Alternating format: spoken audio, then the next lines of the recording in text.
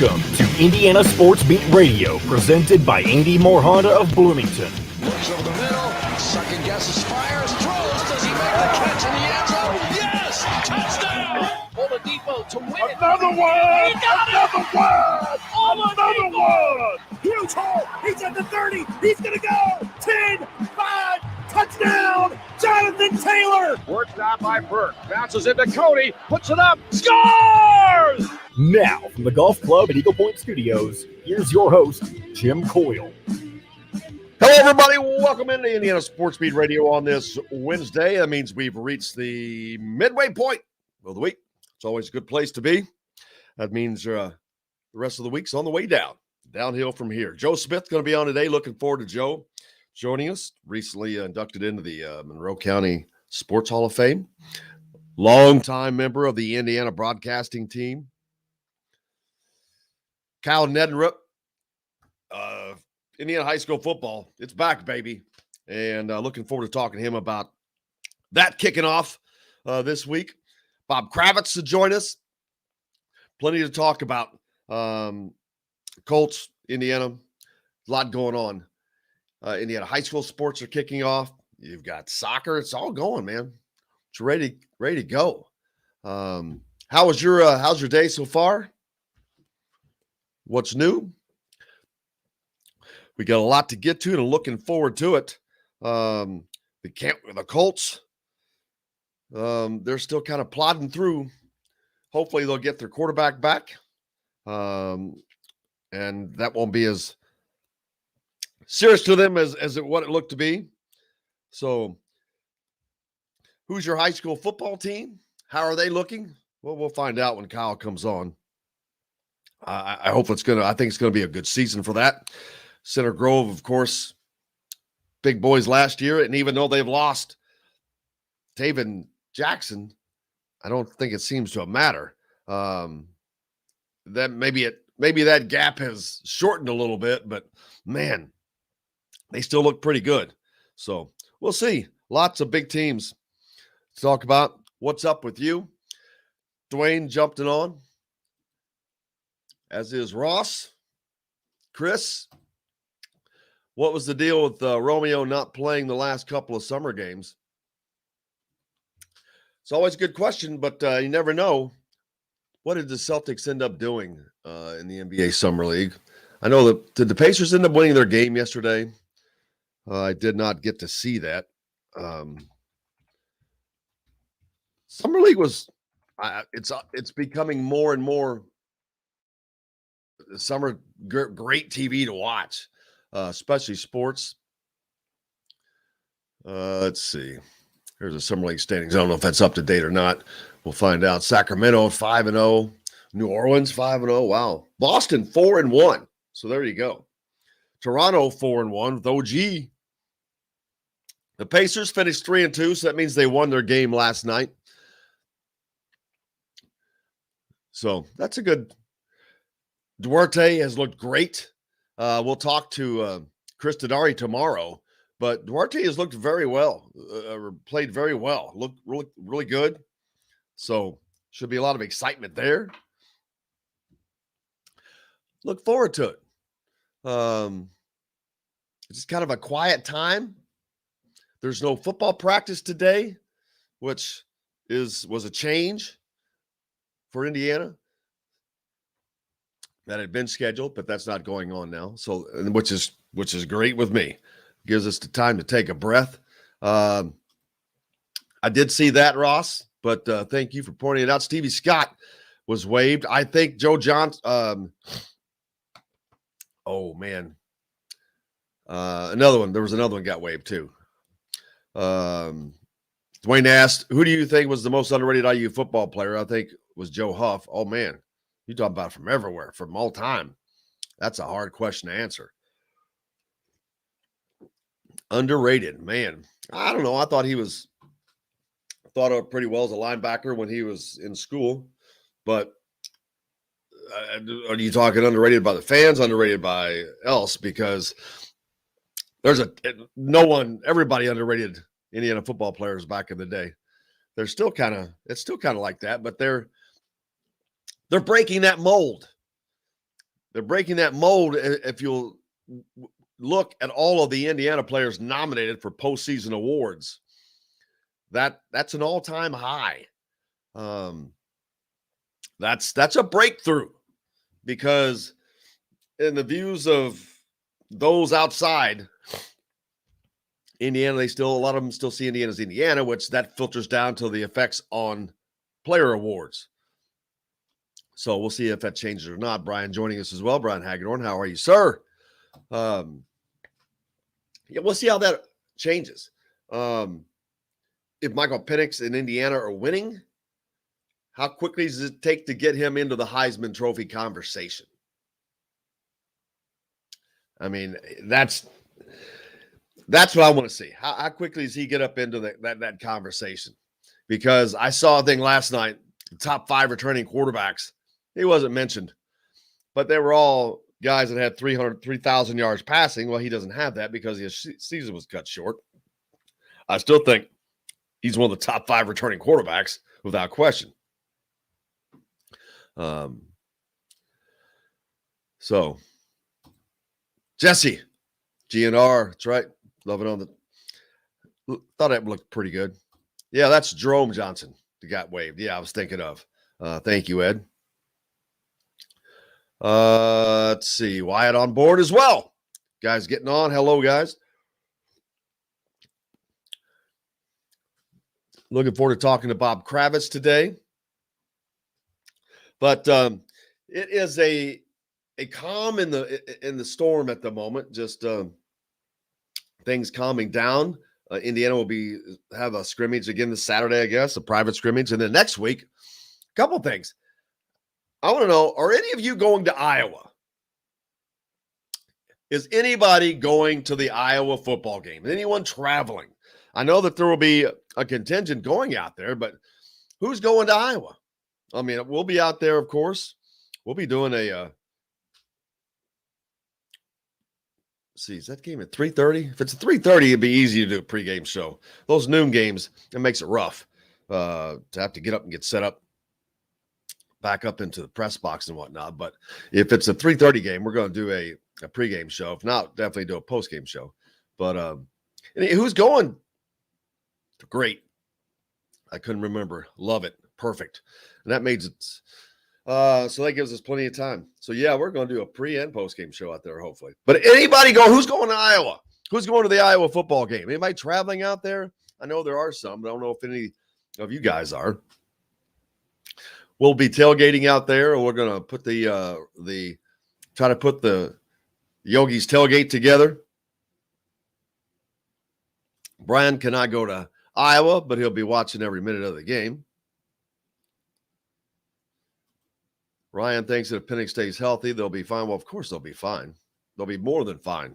They'll be exceptional if Michael Penix stays healthy. No question. Yeah, it's not about who's getting the attention right now. It's about who wins the games.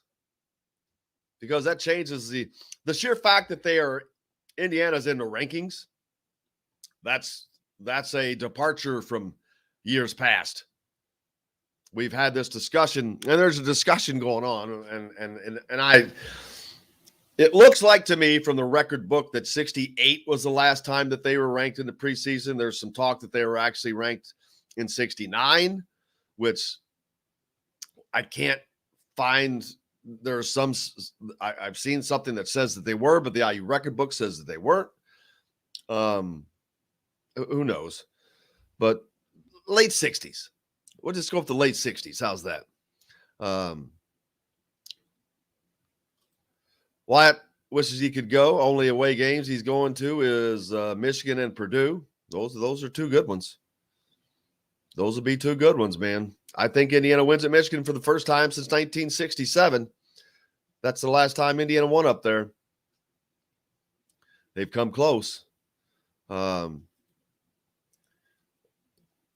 He says the Ross can't make the Iowa game, but the WKU game down there is going to be a party. Well, we'll be counting on you. We'll be down there, Ross. We'll be down bringing the tailgate, the Yogi's tailgate. So Looking forward to that. Looking forward to a lot of exciting things at Yogi's this year, as a matter of fact. Was over there meeting with Chris Martin yesterday. There's a lot of excitement coming up. I'll let him tell you about it, but not even all of it involving us. But, of course, the post-game shows, basketball post-game shows there. We'll be doing some football stuff as well, as like I said. So, well, I'm not selling tickets, so I wouldn't know, brother. But Ed, that's a good question. I'd like to know what it's like I'd like to know what it's like for the Idaho game. Obviously, Cincinnati, that game should be easy, but UT versus IU for sure.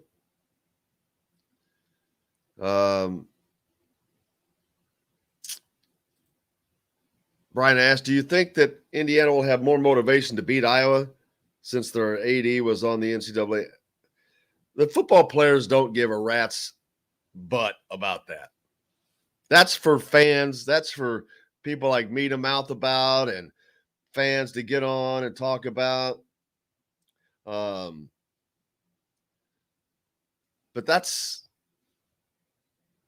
the players don't care. The players are focused on winning, period.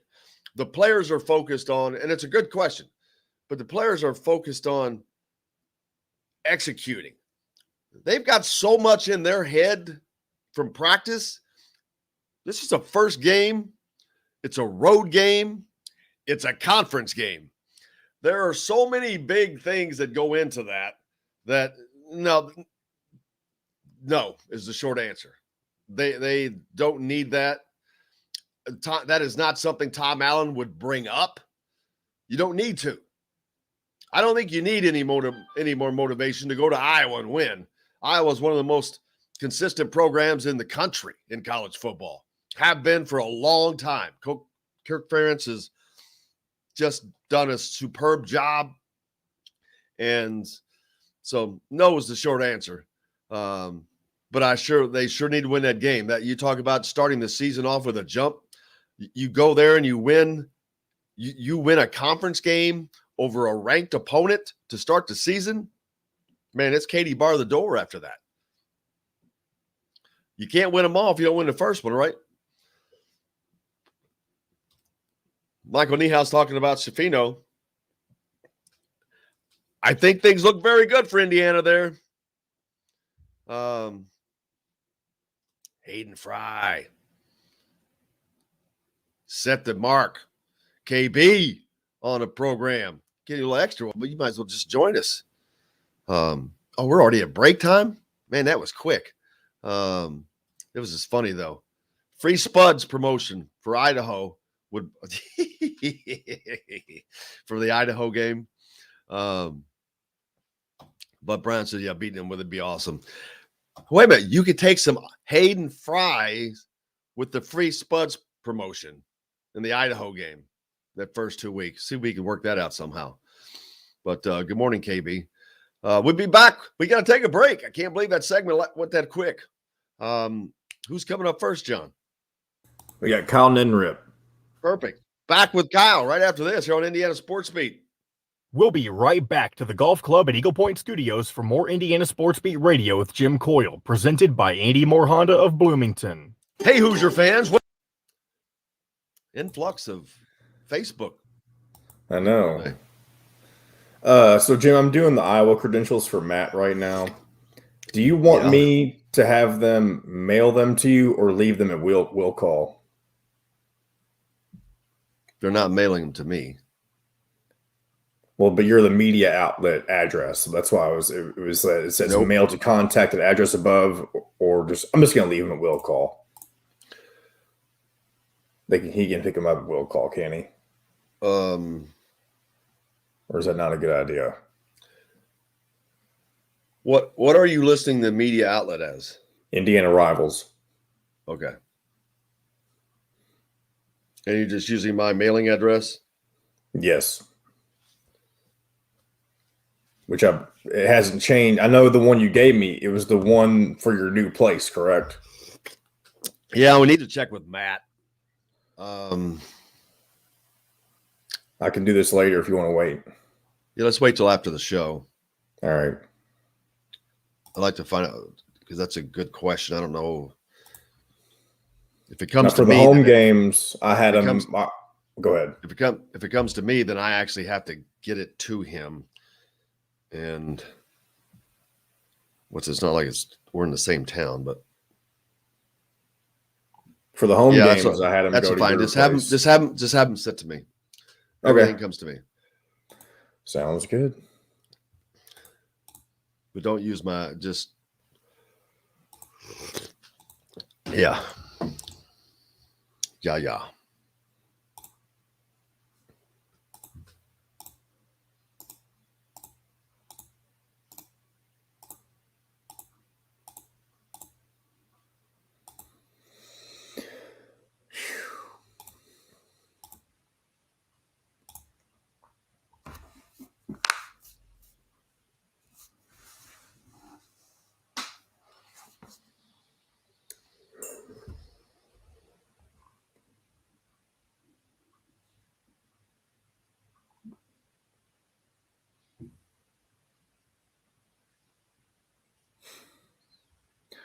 All right, I'm going to bring us back. Kyle should be here shortly.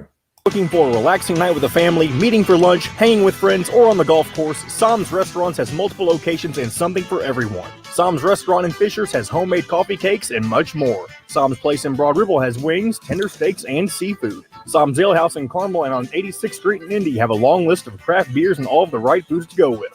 Plan a day on the links at Eagle Point in Bloomington, then stay for dinner at Sam's Clubhouse. Sam's Restaurants, professionals in the art of food and drink. This segment is brought to you by Sam's Family of Restaurants. Fresh, local, family.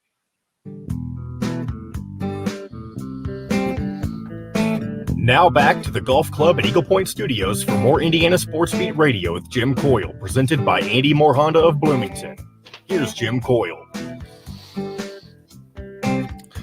Welcome back. Indiana Sports Beat Radio coming to you on this Wednesday. Hope you're having a good one. Looks nice outside. I think the temperatures have come down. The humidity has come down a little bit. So hopefully it's not so bad out there for all those kids going through football practice, high school, and the like. Tim says a 75% pick, which doesn't mean a lot, but I happen to agree that it looks good for Indiana, for Jalen Hood-Schifino, especially since he has cut that to Indiana and Tennessee, although Rick Barnes has done a phenomenal job at Tennessee. You still don't – are they producing pro players? I think that Woody has already shown that that's what's going to be happening at Indiana. I think that the message that is getting out will resonate with kids. I think that Tamar Bates was one of those. I think Jalen Hood-Schifino will be one of those. Doesn't mean it's going to happen, but we'll find out. Was it 6 days now? The 24th was when that announcement's going to be made.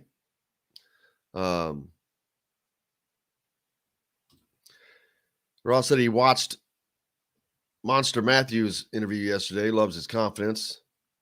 Want to go Big Ten champs. Indiana's got some good. Indiana's better on defense this year than they were a year ago. They're better at safety. They're better on the defensive line. I think they're better at linebacker. They're just. I don't know if I should say they're better at linebacker. That's what, but they're better on the line. They're better in the secondary. They need to get to the quarterback, something they didn't do a great job of last year. But they put enough pressure on him that they had an unbelievable amount of interceptions, a school record, in a shortened season, which is nuts. And the secondary is better this year. It is better. So teams are not going to be throwing on Indiana. That a lot of pressure is going to be on that defensive line. to stop the run or, hold sway, because that's going to be a big difference maker. Big difference maker. Waiting for Kyle Neddenriep to join us as we can talk about some high school football as that season kicks off, right? I cannot believe that it is here already. Wow. Ready to go. And luckily for him, it's not too terribly hot, like I said. Who's your team? Where are you? Kyle joining us right now. Hey, Kyle Neddenriep, how you doing, brother? Hey, what's up, Jim? Just talking about, I still can't believe that high school football is kicking off already. I'm like, wow, man, I can't believe it's here, but it is, and it's off and running. A lot of good teams out there, and a lot of expectations, a lot of new season, new hopes. Yeah, we're here again, and hopefully everybody can keep playing. I think we're kind of at that point now where Shenandoah is talking to their AD yesterday. They're out for 2 weeks. Their whole school's out for 2 weeks, and athletic activities have been canceled. So that's the type of thing. We're back to finding out about some of that stuff, and unfortunate, and debatable what whose fault it is or whatever, but here we are. And I know at least in my kid's school, if you're vaccinated, you have close contact, you can you don't have to miss school as long as you're not symptomatic. So I don't again, it's like I feel like you should just go get vaccinated, and you can make things a lot easier on yourself. Yeah, that seems to be the mindset of a lot of us, but there's also the mindset the other way, unfortunately, that is allowing things to continue. But yeah, that sucks to see that affect teams, especially people that put in hard work, that do the right things. And then you've got the effects on the other teams that they're supposed to play and rescheduling. That causes, it's just a ripple down effect of a mess, how that causes the scheduling, tournament, all kinds of things on things. Ed says that Jeffersonville, canceled their first game, which we talked about that yesterday or the other day, I think. But Jeffersonville, one of the bigger schools, over 2,000 students in that school. So that's a big deal.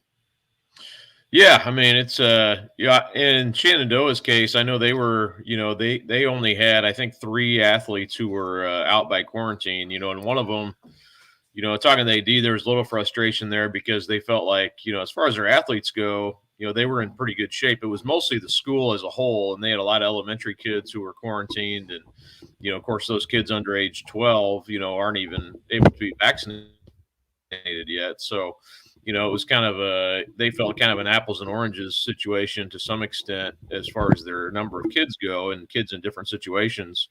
I get that. I completely, he was awaiting, and hopefully they'll get some more guidance today, but, put in another call to Henry County Health Department and an email, and never heard anything yesterday. So, they're trying to get clarification and guidance, and, that it's kind of, they're not hearing anything. So I completely understand, that's you feel like there should be an open communication lines there. So I felt that frustration from him yesterday, and this is just one case, but probably a lot of people could be going through this situation this year. But when you have sports like tennis or golf that's outside, and those sports are pretty well socially distanced anyway, and they had enough kids to play in those events. They had to cancel them, and you're canceling events that you have healthy kids who are readily able to play. You're not out by quarantine for those particular teams. So, I think, you don't want to cut a wide swath and just say, well, they're not doing the right thing. Well, their tennis team was able to play and they couldn't, and that's too bad. You feel for those individual kids who are, they didn't do anything wrong. They're not even quarantined, and they're just out, because of the overall numbers. And I don't, again, you don't blame the health department. It's not their fault. They're just doing their job. But I think, sometimes we want to be so black and white. Well, they're wrong and they're right. And we just go on that side. It's more complex than that. You can think one thing and also empathize with the other, maybe, you can empathize with the other people too, the individual players who are out for no reason. So it's not, you don't have to pick a side necessarily. It's a complex deal. So I don't know. I think we'll see. I think it'll be somewhat similar to last year, in the grand scheme of things. I don't think we'll see a whole bunch of shutdowns and a whole bunch of teams that are quarantined and out and unable to play, but I do think we're going to see some. I think it'll be kind of similar to last year.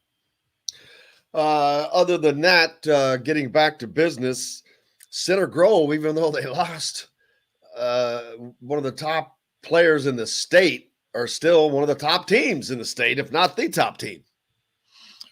Yeah, definitely. I saw them Friday at the scrimmage against Avon, and just wanted to get a look at them, and see, what they look like. And, in fairness, Avon, very good program. Mark Bless, for years has done a really good job there, and at Mooresville before that. And they're always going to be good. And I thought it'd be a good test for Center Grove. They're kind of rebuilding their offensive line. Avon is, and Center Grove, took full advantage of that, and they kind of wrecked the line of scrimmage like they usually do with Caden Curry and, some of the guys they have up front. They're just good at all levels on defense and offense. And, it's funny, like watching them, you think, obviously you miss Carson Steele. He was Mr. Football last year. They're more diverse at running back this year with more guys who can carry the ball. They have speeds, the Wheat brothers, Drew and Brandon, who are, all state sprinters, who can carry the ball. Then Daniel Weems was Steele's backup, and, he's a really good running back. He's a 1,000-yard rusher 2 years ago and had, I think, almost 900 last year. So, even as the backup, he was rolling up yardage. So they're so loaded. And, don't even mention Taven Jackson and, good receivers they have. Their offensive line is veteran. So we knew going into last year was kind of a 2-year span of possible dominance for Center Grove, and I don't see them slowing up at all this year. They have Warren Central on Friday. Warren's kind of a team that they were young last year and struggled some. I'm actually going to go out there today and talk to them a little bit. They do have a veteran quarterback, and you always, as I go through this, you always kind of look for who's got the returning starter at quarterback, and Warren does have that. But they're still kind of building for probably next year and the year after that. So, I'm curious to see like who's going to step up and be that next team behind Center Grove. I think Carmel could be better. Warren could be in that mix. Ben Davis, I think I probably underrated them slightly. Looking at it now, I think they potentially could be really good. It's kind of the same, some of those same teams you talk about every year, but looking at this season, I just think Center Grove is going to be so hard to beat. They're just so good up front on both sides, and that makes it a lot easier for all their skill position guys who are excellent as well. So, to me, the big question is, when you look at Mr. Football, I think Curry and Jackson are probably the two guy front runners, but are they going to have good enough stats? They're going to be out of the game, I think, a lot in the fourth quarter. I don't know if that's going to matter though. Once you get to, if they're 14-0 on Thanksgiving weekend, I don't think their stats, rolling up numbers in the fourth quarter isn't going to help you that much anyway. So I think if they're 14-0 again, I think it'll be one of those two winning Mr. Football this year. And speaking of Caden Curry, when is his announcement date? Well, I talked to him about that Friday. He said, he's thinking probably the Lawrence North game week, which I think is October, so sometime in October. But he still wants to take all that. That's not set in stone. He still wants to take his official visits, and that could be difficult. He's planning on going to Ohio State for the Oregon game, which is September 11th, and then Oregon's one of the teams on his list, and that may be the most problematic to get to just based on scheduling and trying to get out there timing wise, and he'll probably have to skip a Saturday, film session, he said, to get out there to do that. So he doesn't know for sure when that'll be. That's definitely somewhere he wants to visit, though. He'd like to visit all of his finalists, which is Alabama, Clemson, Indiana, Oregon, Ohio State. So, and he's been to all of those except for Oregon in an unofficial capacity. So, that's kind of where he's at with that. he's not in he's not in any rush. I don't think to make a decision. I don't think he's being pressured by any of the teams who are recruiting him. They're kind of telling him, do what you got to do, take your time. And some guys kind of jump on something, because it may not be there in a few weeks, but he's not in that position. So, I did talk to him about IU and their plan for him, is to play that bull position, which is kind of a coverage and it's kind of a hybrid position.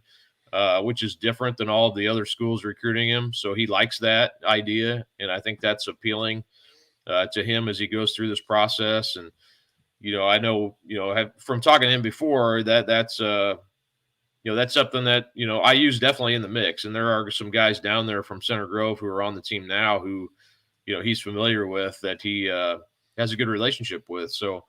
I don't sense that he's just has IU on the list just because they're in state. I think it's a real thing. And I wonder if, since he's going into the season, into October, well, that gives plenty of time to see what Indiana's doing. If they can go to Iowa and win and beat Cincinnati at home and get off to a start like that, I would think that would maybe help. Help Indiana's cause. I would think winning, of course, always helps. But yeah, if they go out and do that, maybe that helps. I don't know, or who knows if that's comes into his decision making or not. But it cannot hurt. I promise you, losing would not help. Yeah, it's always interesting, winning, and I obviously the consistency of a program is going to help you, and it's sort of not one thing or another, but I think it's a mix. And I think Curry, and there is some real momentum in recruiting for IU right now, and if you could get Curry, that may be the biggest victory recruiting wise Tom Allen's had, and I just and I think Curry knows that, and I think any kid who's in that position, you're sort of another, if you go to Alabama or Clemson, you're another guy, you're another 4-star, you're another, cog, and you go to IU, and that's, it's a bigger story. Now, I don't know that that's going to matter in his decision. He's going to look, it's always been hard, I think, for IU to win against Ohio State in these recruiting matchups, throughout the years. Anytime a kid has had an Ohio State offer from this state, it seems like that's where they go. Who's to argue that? That's Ohio State is a powerhouse. And every, they put guys in the league. They have great facilities. We all know the Ohio State story, so you can't really blame them for that. But I think if there's any time, it's now. To get a guy like Curry, if you're going to do it, this is a prime opportunity.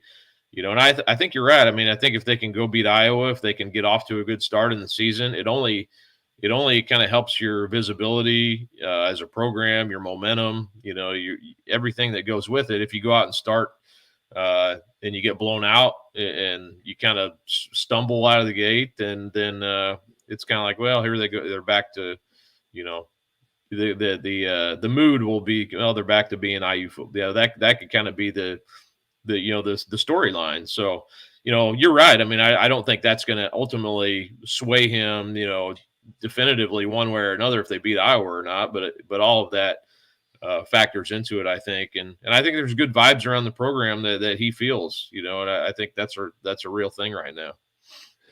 And Samson James is another unique case. Commits to Ohio State, flips to Indiana, jumps in the portal, back out of the portal, back in the portal, then goes to Purdue, of all places. And the players, I think they take that stuff personally. We saw the recent commitment, Joe Strickland, when he went to Purdue, that drew a reaction from the IU players, which normally I haven't seen that in the past, but they're taking a lot more pride in things, I think. And so there's the rivalry, I think, is about to heat back up. It had just kind of been, it was there, but it kind of been muted a little bit. But I think it's about to heat back up.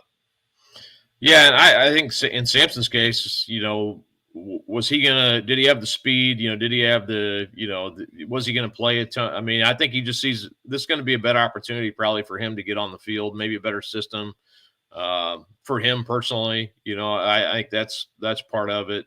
The fact that it's Purdue is interesting, obviously because of the rivalry, but yeah, I think anything you can do to kind of, heat that up, or anything that happens to heat that up, I think it's a good thing for football in this state. And you'd rather be relevant than not. I think that's kind of the way you have to look at it. And the fact that these guys are being recruited by some of the same schools and even transferring from one to the other, that's pretty rare. You don't see that happen very often. So, adds a little juice to things. And, certainly Joe Strickland's recruitment, I definitely thought at one point he was going to IU, and then Purdue came on hot there that last couple of weeks. So, that's interesting as well. But, all that stuff, the in-state recruiting is kind of a story into itself. And then the on-the-field stuff is another situation. Who knows how much those guys are going to have an impact, certainly immediately. But, that's, the in-state recruiting, I think, is just it's a fun storyline to watch and see how it plays out. It's certainly heating up. What do you have coming up next, Kyle? We got still a lot of our preview stuff's running this week. Our super team should be out, I think, around noon today. So we did some fun. Did I make it? Yeah, you're on it. You're a defensive back. So we plugged you in there at cornerback. So there you go. Hey, how did you know? That's exactly where I played. Man, cannot thank you enough. It's busy time for you. I hope you got your track shoes on and ready to go on Friday, because it's time to get to it, man. Yeah, looking forward to it. I got Cathedral and Westfield, so that should be a really good game to open the season. That will be a great one. Kyle Neddenriep from the Indy Star. Make sure you give him a follow if you want to cover high school sports, because he's on it. Kyle, thank you, brother. Appreciate you. All right, no problem. Thanks, Jim. You bet. Coming up next, the great Joe Smith is going to join us. Man, we got all kinds of action going on. We can talk high school with him and lots of Hoosiers, as well as I think Bloomington South opens up against New Albany this weekend. So you got some regional stuff happening that way, but we'll be back with all that and more right after this. We'll be right back to the Golf Club at Eagle Point Studios for more Indiana Sports Beat Radio with Jim Coyle, presented by Andy Moore Honda of Bloomington. Whether you're looking for... Hello, Joe Smith. Hey, brother. How you doing? Good. How are you? Well, it's interesting you had Kyle on, because I'm working on putting my high school stuff together for our opener, Edgewood Mitchell. So you played at New Albany, didn't you? No, Floyd Central. Oh, that's right. You're a Highlander. We used to whip New Albany's ass. Yeah. Their Hoosier Hills Conference matchup. That's right, baby. I coached at Edgewood for a year, though. Did you know that? Do what? I coached at Edgewood for a year. You did? Yeah, I was coaching at Floyd Central right out of high school when I was getting ready to start college, and then I transferred up to IU, and I coached for a year over at Edgewood, which is ironic because I became friends with Steve Cooley, who is the coach at New Albany now, who's also coached at Jeffersonville and Clarksville, but he coached all of them. But anyway, we were friends because we coached against each other. He coached the freshman team at South, and I was coaching the freshman team at Edgewood, and we were coaching against each other, but became friends, and I've known him ever since. Now they come up. He's supposed to have a pretty good team. They ended up 6-3 last year. I didn't know what they were going to have. I was wondering what they would have this year. Well, they were they put 49 on South last year in the opener. I mean, South should have beat them. They scored 35, but made a lot of mistakes. So anyway, we'll see. We'll see how. This may be a different game. I was thinking South was going to put it on them this year, but wow. Well, the McCullough's debut. So those are two key pieces, and they got a new quarterback this year. South does, some new running backs. So they've got their work cut out. I mean, they could have a good year. I mean, they're 9th ranked preseason. A lot of that, it is past tradition, but we'll see where they are. if they can win a conference championship. All three locals are at home this Friday, so that helps. Yeah, it's to throw this up. What shirt do you have on there, brother? What are you wearing gold and black for? That's Guns N' Roses, baby. Yeah. Guns N' Roses. Who was that crazy guy, that lead guitarist from Lafayette, West Lafayette? Well, Izzy Stradlin was the guitarist, but Axl Rose was their lead singer, also from Lafayette. Yeah. Axl Rose is who I was thinking about. Think about it. You got those two. Not you got 15 seconds. But I remember. Here we go. Andy Moore Honda, Bloomington, Bloomington's #1 Honda dealer. Come see us at the all-new Andy Moore Honda, now in Bloomington. Today's guest is brought to you by Reynolds Family Dentistry of Sellersburg. You need $1 million smile for those championship photos, and that's exactly what you'll get with Reynolds Family Dentistry. Now back to the Golf Club at Eagle Point Studios for more Indiana Sports Beat Radio with Jim Coyle, presented by Andy Moore Honda of Bloomington. Here's Jim Coyle. Welcome back, Indiana Sports Beat Radio, coming to you on this Wednesday. And, man, it's been a fun one already, and it just keeps getting there. Joe Smith with us now, member of the Indiana broadcasting team, but also a major broadcaster for high school sports in the state. The Golden Voice, as I call him. And I know he hates I'm going to say this, but a recent induction into the Monroe County Sports Hall of Fame. Congratulations on that, by the way, Joe. Much deserving, long overdue. Well, thank you, Jim, and appreciate you being there. It was a great crowd. Had all my 6 grandkids on hand, and Jeff and Jamie, and it was a great night as it turned out. And Hall of Fame committee did another great job. Monroe County went into that mass situation just 2 days before the banquet a couple of weeks ago. But that being said, things worked out well. A crowd of over 200 for our 10th induction. So I congratulate all of this was the 10th class down through the years. And so things worked out well, and appreciate you being there for the support, and, onward and upward we go. One of the first things that I ever did, it was, I guess, the first thing that I ever truly did in media, you were involved in. It was back in Damon Bailey's high school era. We did a high school Final Four preview show that you hosted, and that was the first thing that I ever worked on ever in my entire media career. But and it's just, I could almost hear everything that you said in that thing still to these days, and I'm like, man, he was a golden voice then, and he's a golden voice now. But glad to have him. Man, high school football's back. And yeah, it was interesting. Interesting. You had Kyle on. He sat right behind. Last time I saw Kyle was obviously that Summit State Thriller at Seymour back in March with Bloomington South and Lawrence North. And Kyle does such a great job.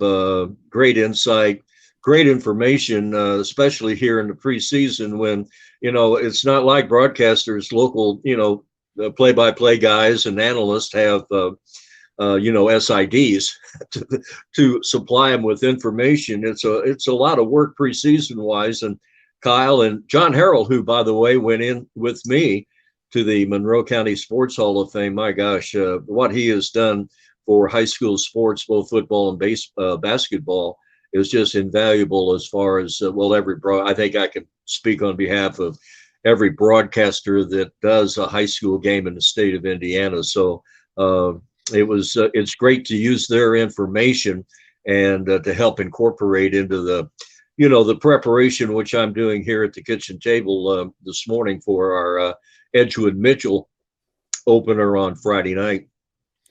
Yeah, and high school is, even to this day, and I hate, maybe it sounds like I hope it doesn't sound like a glory day thing, but high school sports are still one of the funnest things that I have ever done in my life. I mean, it's a memory, because if you don't play pro ball and continue to go, It's a capsule.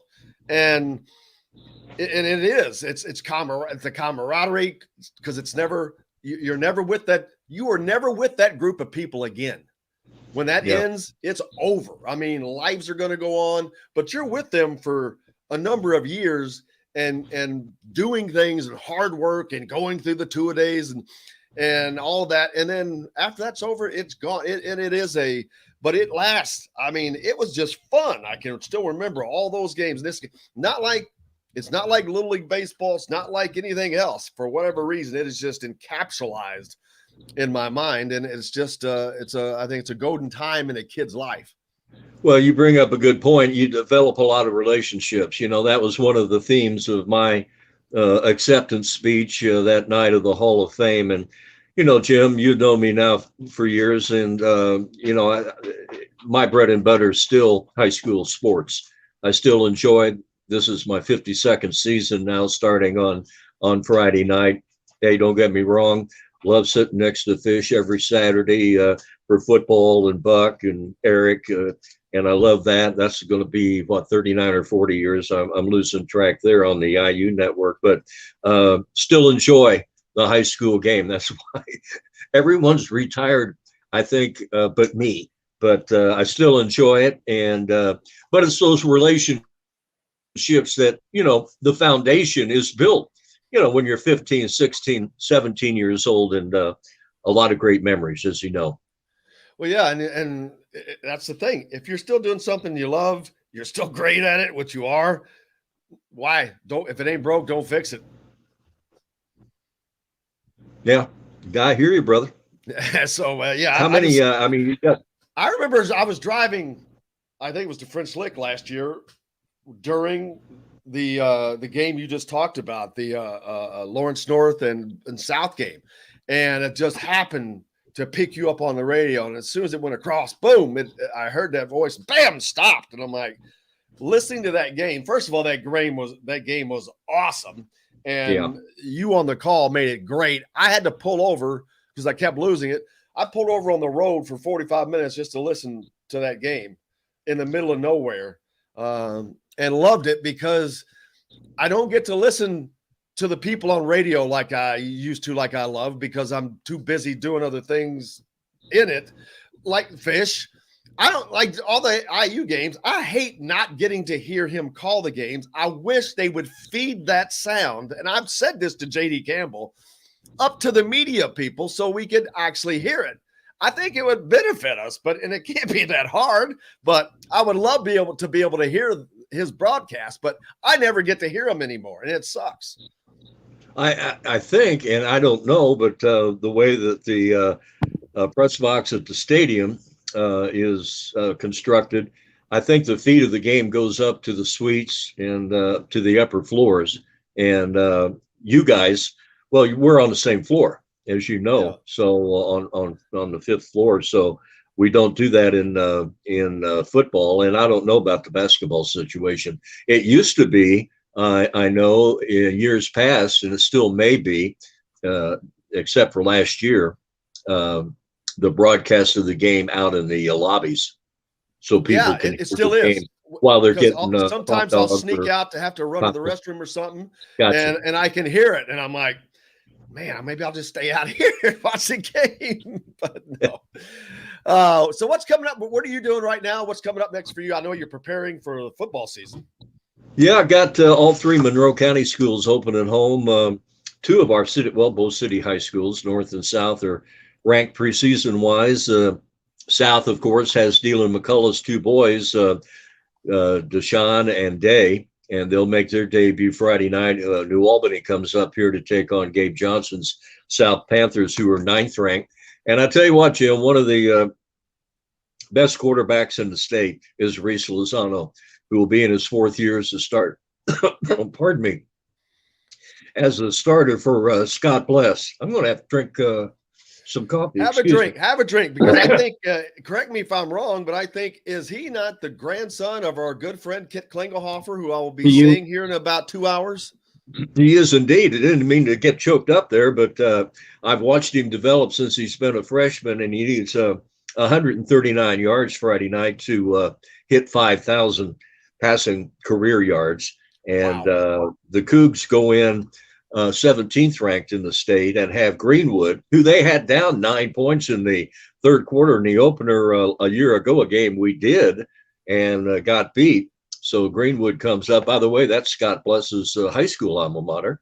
So he's in his 17th year now, and Gabe's in his second. And Caleb True in his first year out at Edgewood. And the Mustangs will host Mitchell as they get their season rolling as well. We're doing that game out on the famed red carpet now. I've not been out there. Yeah, it wasn't like that when I was out there. It was grass. Oh no, they had the gun turret. I sweat and lost a few pounds in that old press box, but they have a brand new palace now, and it's outstanding over on the south side of the field. So we're out there. We're out there Friday night. Talk IU into building a new press box. Who does? Indiana University. We need Indiana University to get a new football press box. Yeah, there's still a little dead spot. You know, I sit to the right of Fish, have forever, and I spot for him and do obviously other things during the broadcast. But that being said, there is a metal column in between my window, which doesn't raise, his does, and Fish is always ever since I've known him, he raises both windows all the way to the top every place we go. And if you want to get him in a mood and go to a team that we had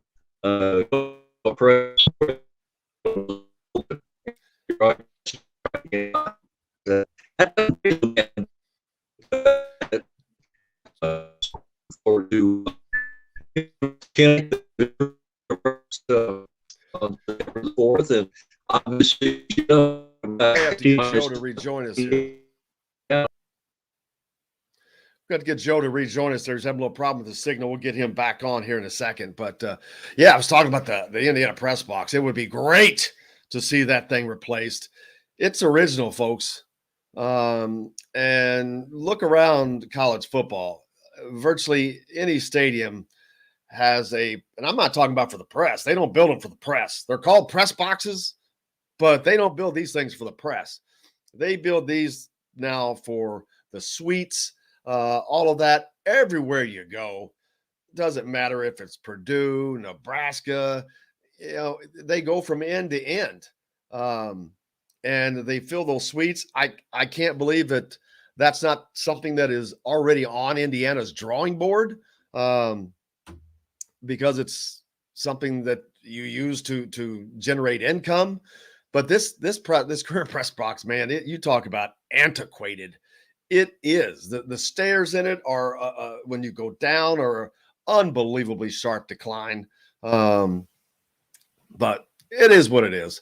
So looking forward to that. Hopefully we can get Joe back on here, because I want to talk to him about a few more things. He talked about, South High School opening up, Bloomington South opening up, but against New Albany. So you got from the South, New Albany coming up from down below, and Joe jumping back on here right now, but looking forward to that. I'm coming out to that game, Joe. I think I'm going to come out and check out that South New Albany game, because Tim's a big listener.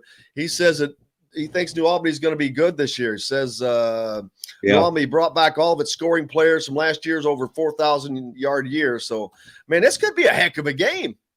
Yeah, they can you hear me now? Am I back? You're perfect, brother. You're perfect.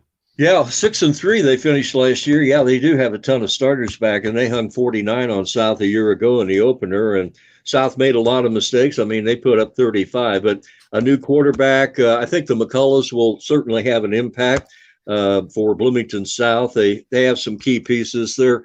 They missed their secondary, some new guys there, so we'll see how she goes. 7:30, by the way, is kickoff for that game. I'll stop by and say hello. The basketball team back from the Bahamas, a successful trip from them by all accounts. Nothing but positives coming out of that from across the board, really.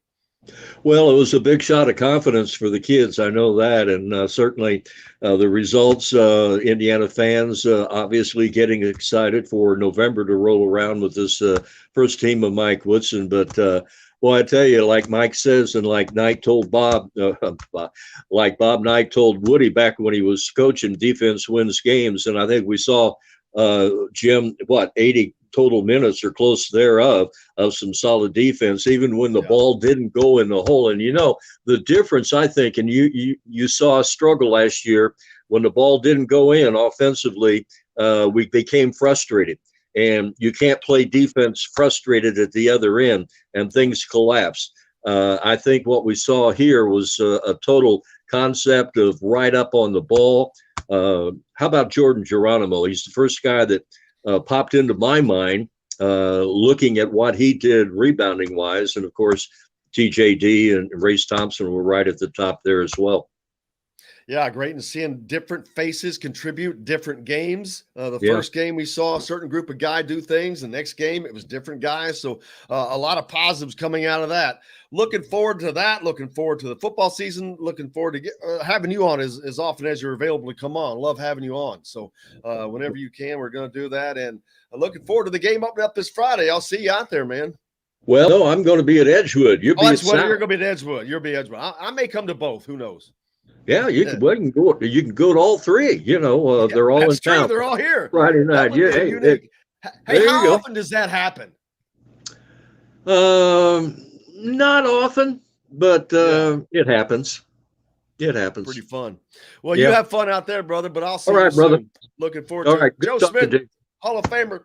Love to have him on, and we'll be back with Bob Kravitz right after this on Indiana Sports Beat Radio. We'll be right back to the Golf Club at Eagle Point Studios for more Indiana Sports Beat Radio with Jim Coyle, presented by Andy Moore Honda of Bloomington. Hey, Hoosier fans, whether you're looking, brother. Thank you, brother. Alrighty. Appreciate you. Love you. I'll see you soon. See you later. I'll tell Kit you said hello. All righty. Bye. All right, buddy. Love you. Thank you.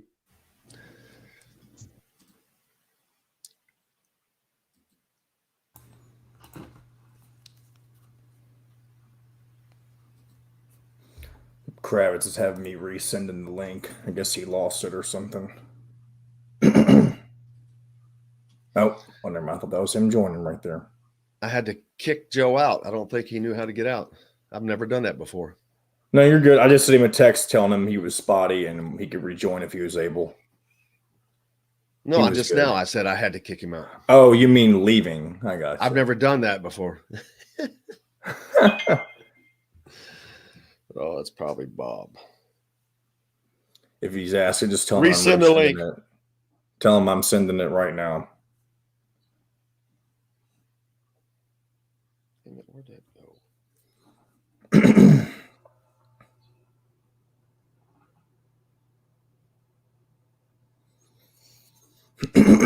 Excuse me. Man.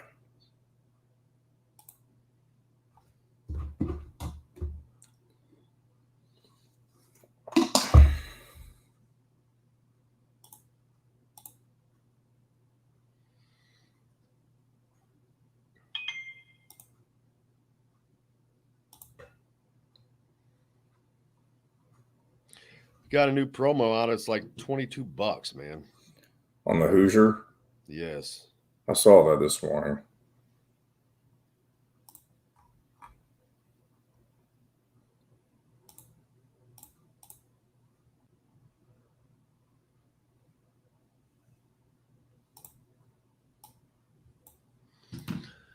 I need to pull it up so I can read that.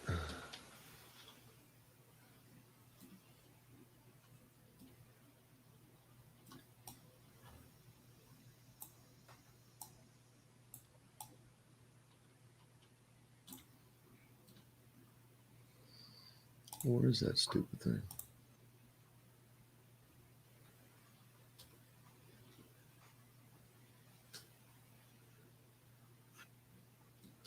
Where is it? Where's what? That offer. It was on the front page earlier, I saw.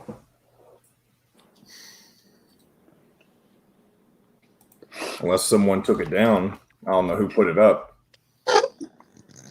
Yeah, it's on the front page. It's right. It's on the top right, or excuse me, top left, right next to it. I probably just need to refresh. I got you. Yeah. I need to refresh.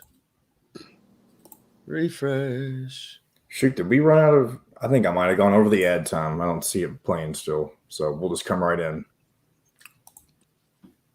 By Sam's Family of Restaurants. Fresh, local, family. Now back to the Golf Club at Eagle Point Studios for more Indiana Sports Beat Radio with Jim Coyle, presented by Andy Moore Honda of Bloomington. Here's Jim Coyle. Welcome back, Indiana Sports Beat Radio. We're coming to you on this Wednesday, joined now by the great Bob Kravitz. How are you, sir? Oh, a little slow, honestly. We went to see Counting Crows last night at downtown. Wow. And nice. A few cocktails may have been drunk. Enjoyed? So, yeah, Enjoyed? It was a lot of fun, but I'm a little slow today. That's okay, man. That's one of the things I really want to do is get out to a concert, and I'm starting to not even care. It could be the Bob Kravitz, maybe Bob and Lenny Kravitz.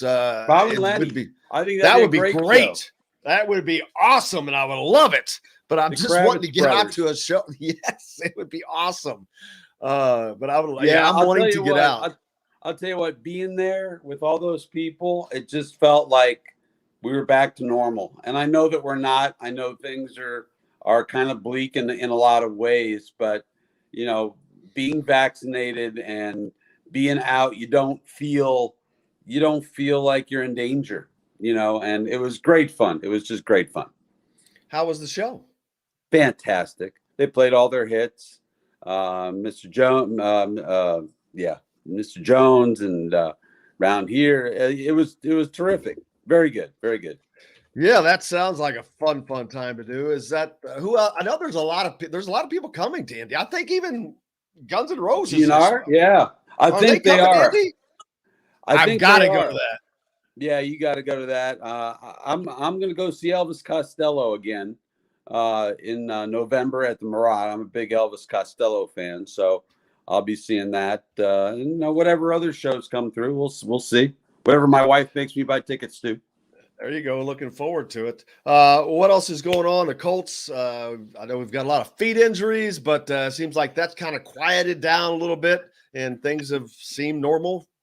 The big lately. Story really continues to be the quarterback battle, which may all end up being moot if Carson Wentz can somehow come back in week one, which we don't know. I mean, we really don't know. Anybody who says that he's trending in the right direction is full of crap, because the truth of the matter is we won't know until he starts rehab, and he won't start rehab until late this week. So, that all of that is wishful thinking. There was a story or a tweet by Chris Mortensen saying he's trending in the right direction, but that's what Jim Irsay thinks. But Jim Irsay also thought that Andrew Luck was coming back a couple of years ago, and he never played. So take that for what it's worth. But I think the quarterback situation, the quarterback battle, so to speak, is the most compelling thing. I mean, you got other issues with left tackle. You got issues at the third cornerback.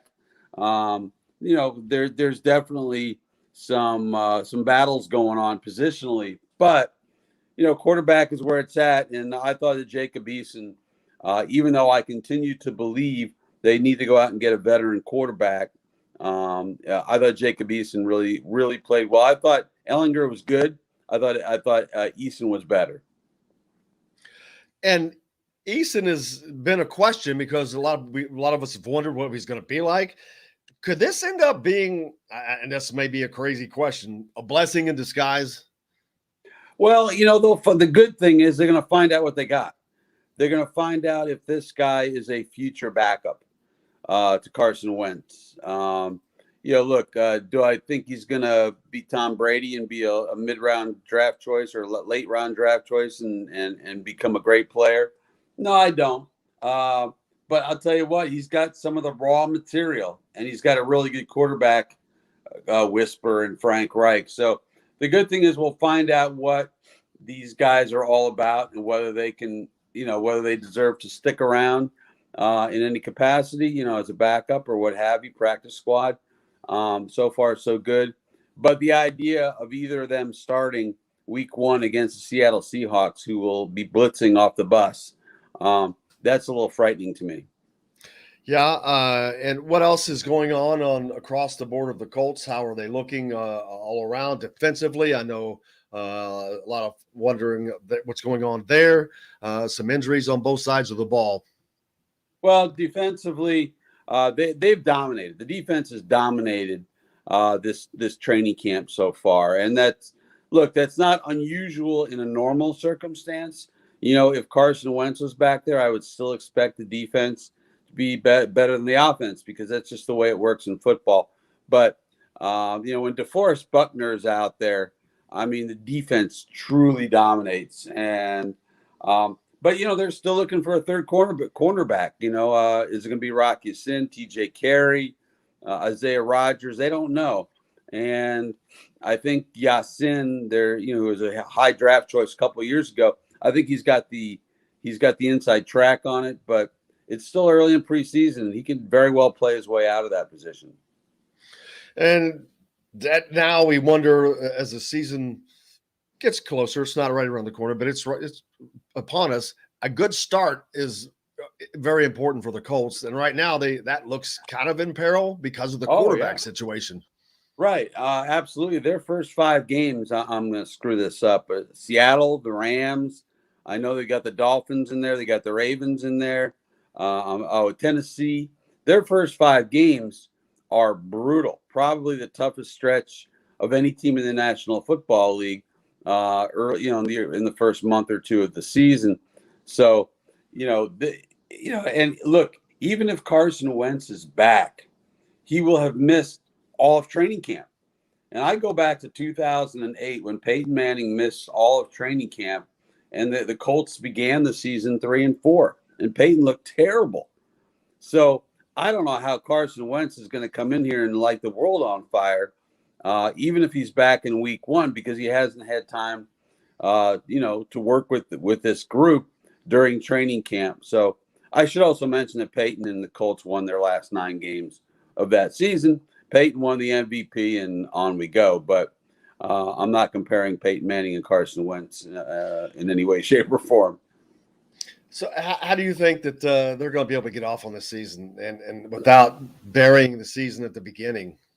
I think if they can go 2-3 or 3-2, that'll be a good thing. And they're going to have to really, really rely on what I think is going to be one of the best, if not the best, running attacks in the league, and a very good defense. If they're counting on Carson or Ellinger or Eason to get them through these first couple of weeks, whoever plays, I think that's going to be a tough one. And keep in mind, look, the AFC South is it's a 2-team race as far as I'm concerned. I think as far as most sane people are concerned, it's going to be Tennessee and the Colts, and I just don't think the Colts can get off to a really bad start and survive it. So it's going to be key. Absolutely. I don't know if you've seen this as college football news, but Scott Frost in Nebraska. Saw that. Man, this is reading through this. This is not just. At first, I'm thinking, it's no big deal. As I'm reading through, I'm like, oh wow, this is big time stuff. They had off location workouts with him there, directing them. They moved their workouts. They moved the unauthorized workouts were held at the direction of the NU strength and conditioning. They've got videos. Wow, this is some serious stuff. This is a fireable offense. I mean, you're not only going against NCAA rules, but their rules regarding the pandemic. You didn't want to get all these kids together. It's a dangerous situation. I think Scott Frost, who talks a better game than he produces, than he coaches, I think that he is in real peril of losing his job. Yeah, Bring back Bo Pelini. Well, his mouth seems to continue to get him in trouble there at Nebraska. He keeps writing checks that he can't cash with his mouth, and it's like, dude, do something first before you start jacking those jaws. But he had Indiana pissed off because of the comments he made about them, and there were some other things, and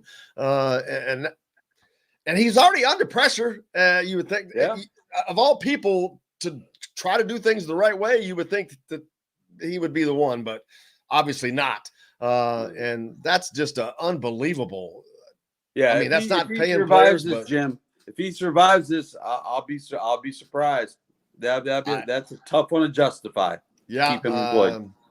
I don't see. I agree with you. What else is going on? We got coach stuff there, and this fun stuff. You got high school sports that are coming up. The college season's around the corner. Indiana got back from the Bahamas. I know you're not. That's not part of your beat, but Indiana had a good trip down to the Bahamas by all appearances. Looking at the stats and all the reports, much better place than where I thought that they would be, to be honest with you, at this stage of the game with all these new faces and all that. It sounded like they're in a great position right now. Right now, yeah. I mean, I think that Mike Woodson wanted to see what they've done in the offseason. This was kind of like the first day of school, and you take that quiz to see what you retain from the previous year. And I thought they passed. Now, look, none of us saw the games, obviously, except the reporters who were down in the Bahamas, the lucky bastards. But we don't know exactly what happened. But I look at Miller Kopp, going 4 or 5, and I think the second game from 3. There's some good signs there. There's some good signs there. But look, I want to see what happens when stuff starts to count. I want to see if Rob Finney has become a player that they can count upon. I want to see what the new guys look like. I want to see if Trace can hit from the perimeter. I mean, those are all things we'll find out as we move along. Absolutely, looking forward to it. What are you working on next? Well, it's just I got a short. 2 things. I got a short column on. I've always been intrigued by the guys who opted out of the NFL season last year. So I talked with Sky Moore of the Colts, and he explained, his decision and how tough it was. Well, it wasn't tough because he had so many family members who got ill from COVID, but just what goes into that kind of decision. I'm also working, it's kind of fascinating to me. We're doing an NFL 100 greatest players deal. And one of my assignments was Johnny Unitas. And so I'm reading a book on Johnny U now. I've talked with several former Baltimore Colts. Here's something interesting. I read this in the book last night, or before I left for the concert. I read this last night that Johnny Unitas came this close to transferring to Indiana University when he was at Louisville. He actually took a trip to Bloomington and was ready to do the transfer. And did he play for Lee Corso at Louisville? No, he did not play. No, he did not play for Lee. No. I forget the coach's name, but he, Louisville was really small time at that point. Oh, and it was a nothing program, and he had a chance to go to IU, and took the trip and decided he wanted to stay loyal to Louisville. Oh my gosh, that was something. Wow. Yeah, there are so many things like that, but that one I had not heard. He's one of the figures that I've always been fascinated by, because he was kind of a nobody that came out of nowhere. Went to a no play school, and in a time where the pass was not a great thing yet, and he was prolific. Prolific. And you think about his pro career. I mean, he tried out. He got drafted by the Pittsburgh Steelers, and never played in a preseason game. He was the 4th quarterback, got no work, and he got cut.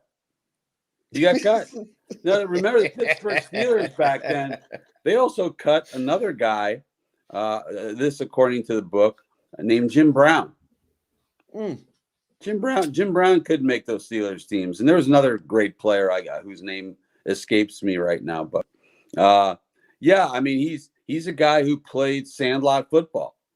After he left the Steelers, he was playing for a nothing team on a glass-strewn field in the city of Pittsburgh, and just made his way from there. It's a remarkable story. And if you're interested in Johnny Unitas, Tom Callahan wrote a book called The Life and Times of Johnny U, and I'm only a third of the way through it, but it's really fascinating.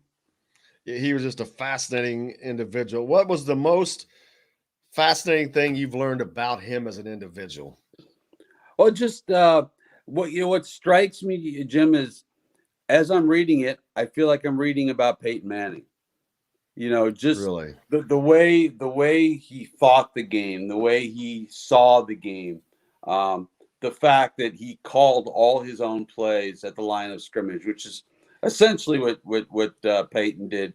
But it was unbelievable back then.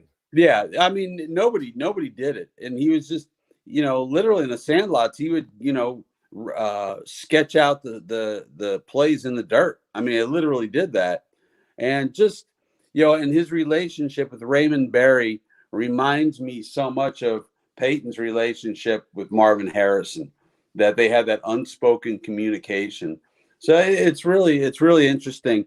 But I just saw so many comparisons to him and Peyton. It was kind of spooky.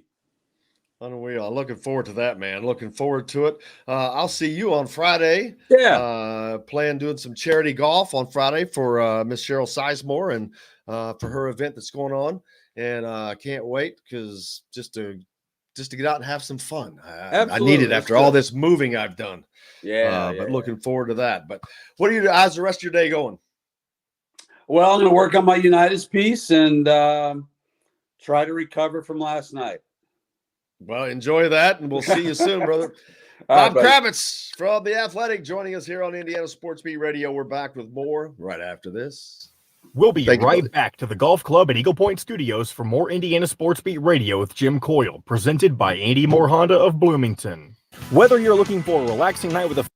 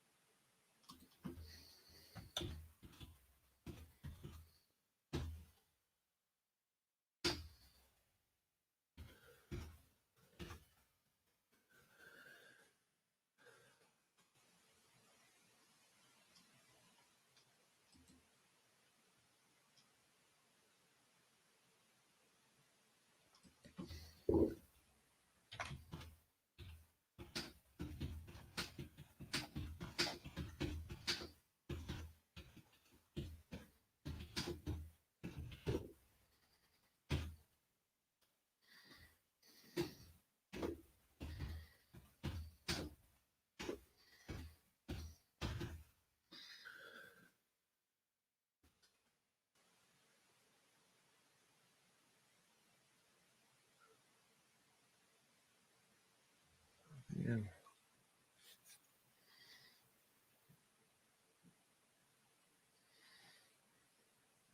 Hey, can you create just a red square that says $1.68 a month premium coverage? A red square? Well, I'm trying to for this promo. I'll talk to you later. I'll talk to you about it later. Okay.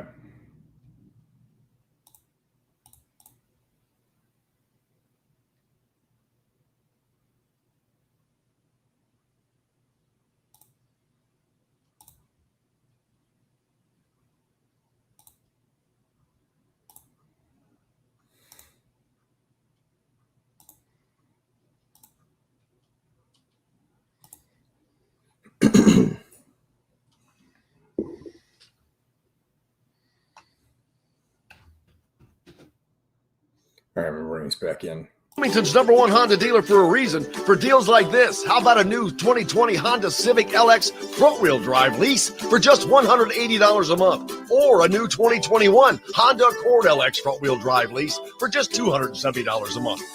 Andy Moore Honda Bloomington, Bloomington's #1 Honda dealer. Come see us at the all-new Andy Moore Honda, now in Bloomington. This segment is brought to you by RE/MAX Advanced Realty, Indy Home Pros team by Cheryl Sizemore. Now back to the Golf Club at Eagle Point Studios for more Indiana Sports Beat Radio with Jim Coyle, presented by Andy Moore Honda of Bloomington. Here's Jim Coyle. Welcome back to the Great Golf Club at Eagle Point Studios. Speaking of golf, John, do you have that flyer you can put up? No, we talked about this earlier. I don't have that yet. Where is it? It's in the Hoosier email that I don't have access to. All right. Well, playing golf this Friday. Cheryl Sizemore. You've heard me talking about her, but it bit of charity for Monroe and Morgan counties.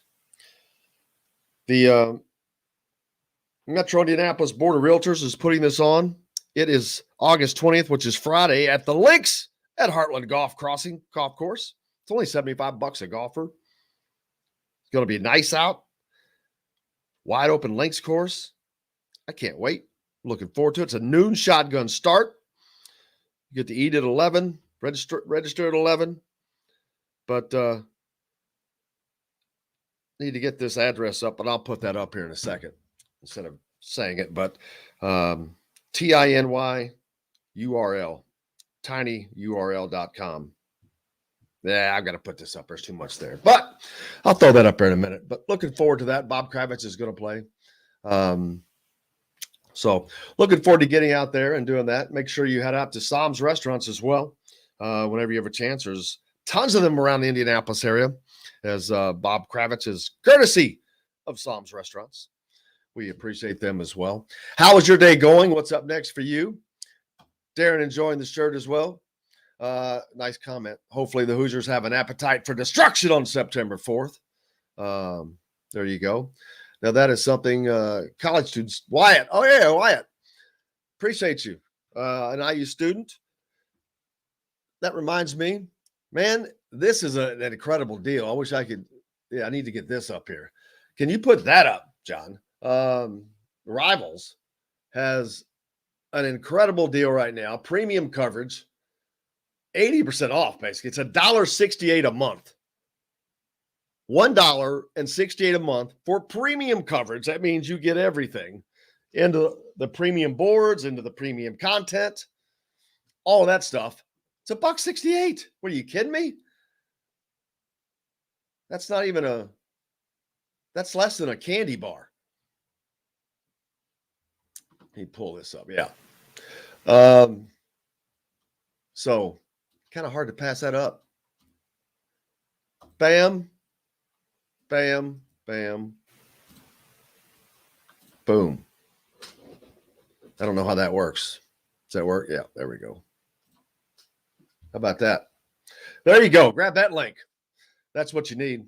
But, yeah, follow the Hoosiers, follow football, everything. Not just football and basketball, but that's the main coverage, of course. But soccer, expecting to have a great year. Women's soccer, expected to have a great year. Talked to Edward Van Binnenkom, coach, yesterday. You know, I've talked about the top 6 programs, and that's not even including swimming and diving. But all these programs, football, soccer, men's, women's basketball, baseball. I'm missing one. Ranked. What am I missing, John? There were 6. Did you say women's soccer? Excuse me. Maybe I didn't. I think I skipped them. Men's and women's soccer, men's and women's basketball, football, baseball, swimming and diving. Are you kidding me? Those are all ranked programs. How many schools there's not a lot of schools that can make that brag. That's big time stuff. My buddy Glenn down in Tallahassee always likes to remind that FSU has a good women. They absolutely have a good women's team. But I'm putting that link back up. There's the link for Rivals. $1.68 a month. I hope that everybody that listens here will go and do that. That's incredible. Get a Rivals subscription and help support those guys, provide you with more coverage. As Rivals was one of the few outlets that was in the Bahamas bringing you coverage there as well. So looking forward to doing that. What are you looking for most coming up as we wait for the sports season to start? I know the high school season starts this weekend, but college football is still a couple of weeks away. What is the actual day today? The 18th. So are we 2 weeks from this Saturday, John? I don't have a calendar, physical calendar from you, but is it 2 weeks from tomorrow or from this Saturday? Yeah. So before that week, a week from this Saturday is week 0, and the only Big Ten teams playing in that week are Illinois and Nebraska, which was originally supposed to be played overseas, but is now being played in Champaign. Then the following week is actual week 1, where we'll get a chance to see Indiana take on Iowa. And I want to go back to this Nebraska thing. Nebraska football program and Scott Frost, Brett McMurphy reported this first. Nebraska's football program and coach Scott Frost are under investigation for improper use of analysts and consultants during practices and games, sources told the Action Network. That's the least of their problems. The school sources has significant video footage confirming practice violations took place in the presence of Frost and other assistants. See, this is not like setting up stuff. Y'all go do this. They're there. It's illegal. Frost has obtained legal counsel, and the NCAA has interviewed Frost, multiple and current former staff members, administration, and football players regarding the allegations. They date back 12 months. After last year, when the NCAA prohibited organized athletic activities because of the pandemic, Nebraska relocated its strength workouts to an undisclosed off-campus location to avoid detection by non-football school officials. Let me read that again. Nebraska relocated its strength workouts and to an undisclosed off-campus location to avoid detection by non-football school officials. He's hiding it from his own school. His ass is gone. Are you kidding me? I mean, I don't know. I mean, I know Nebraska loves their football, but wow, that's some serious stuff, man. I mean, he's desperate. I talked about earlier this season that his butt's on fire right now because he's on the hot seat. He hasn't done jack. They have not seemed to improve at all. What has he done at Nebraska besides run his mouth?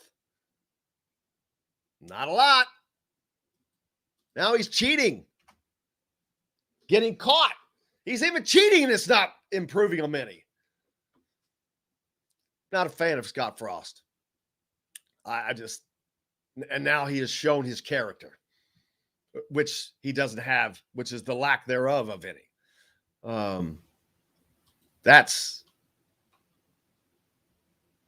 I don't see how you survive it. Like Bob said, that's not only is it a fireable offense, I think it's, how do you not fire the guy? How do you not fire him?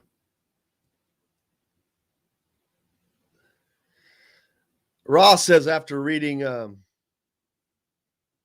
Ross Bennell says, after reading all the Nebraska Scott Frost stuff, almost sounds like an inside leak to get him fired.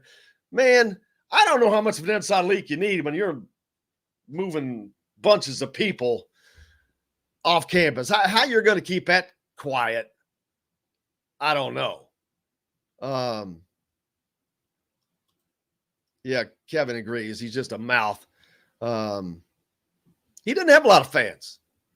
I don't know how many fans he has in Nebraska because he hasn't done jack. So,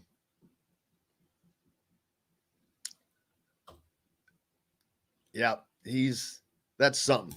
And remember when you said when we were talking about this a couple weeks ago, we talk about Archie Miller and comparing him to Scott Frost. You weren't sure if Scott Frost was a fraud.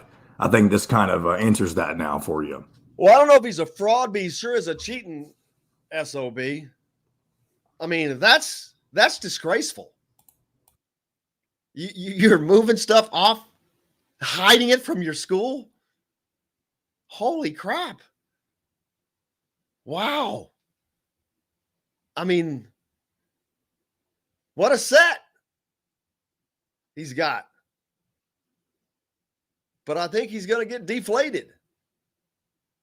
I mean, Nebraska, what has Nebraska brought to the Big Ten?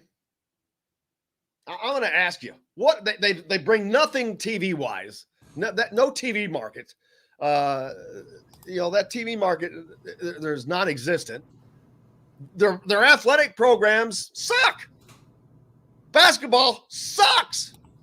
Football sucks. What has Nebraska brought to the Big Ten? Send them back to the Big 12. And bring in Iowa State instead. Hell, it's an equal swap except for Iowa State's good. I guarantee Iowa State would jump at the chance. Nebraska has just not been it looked good on paper. It looked really, really good on paper, but it just hasn't worked out.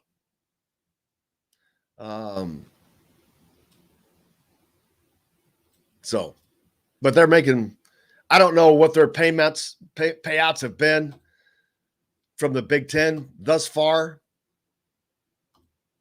but hasn't worked out. A couple other comments here. Darren says, do not take safety into consideration. No Leo in Nebraska. See you, Scott. Preach on. That's right. What's the truth, man? The one thing I can't stand are people like Archie Miller and Scott Frost who run those jaws and write checks that their asses can't cash. Now, I'm going to guess that Scott Frost is a little bit better coach than he seems to be, but I don't know. Maybe he's not. Maybe he has to do the things he got caught doing to achieve what he achieved. I'm not going to go down the road of the other side. We know how that things happen in that family. So, but Indiana does not play Nebraska this year, so no bearing on their schedule. How's that going to affect their season, though? That's, oh, man. Are there going to be, at the very least, if he doesn't get fired, at the very least, how do you not severely suspend him for several games, if not the season? I mean, some serious business there, man. But at least he doesn't have to use gimmicks or chants or LEO to motivate my team. Oh, that was the great one. Yes. I wish we could pull up that video right now. You don't still have that by chance, do you, John? No, I do not have that, unfortunately. Yeah, that was at Big Ten Media Days. Oh, I forgot about that. Thank you, Pete. That's a great reminder. He doesn't have to use gimmicks. Oh, okay, John, I need you to please pull that back up for tomorrow because I want to play that as I read this stuff again. All right, sounds like a plan. Doesn't need gimmicks. Nah, you don't need gimmicks, Scott. You just cheat. You SOB. Man. Guys. Yeah, it's difficult. It's hard. But if you put in the hard work, look what happens. Look at Indiana. Look at Tom Allen. Tom Allen had the least resources coming in. He had the least experience as a head coach. None. In college. He had the least experience leading all those assistant coaches. He had the least experience as an offensive coach. All this stuff. He had nothing but things going against him except for one thing. He's Tom Allen. And by being Tom Allen, he's determined. He's determined to do things the right way. And he is sincere and genuine and real. Scott Frost is none of those things. Archie Miller, none of those things. And you see what happens to those types of people. Doesn't work out, boys. Just doesn't work out. You cheat long enough, you get caught. This wasn't even going on very long. But, wow. Ross said, Iowa lost a 5-year starting offensive lineman to a broken foot. Think that leaves one remaining starter back on offensive line. There you go. That's good news for the Indiana defensive line. Man, I love it, Pete. That was a good one. I forgot about that. That aggravated me when he said that. I know that was a lot of people think that was directed at BJ Fleck rowing that boat. That boat's heading to Nebraska right now, baby. He's rowing. Woof. Scott Frost better forget about gimmicks. Does that mean we got to take a break? Yes, sir. Let's do it. Well, last break for the day. We'll be back with more Indiana Sports Beat Radio after this. We'll be right back to the Golf Club at Eagle Point Studios for more Indiana Sports Beat Radio with Jim Coyle, presented by Andy Moore Honda of Bloomington. Hey, Hoosier fans, whether you're looking... What an ass hat Scott Frost is.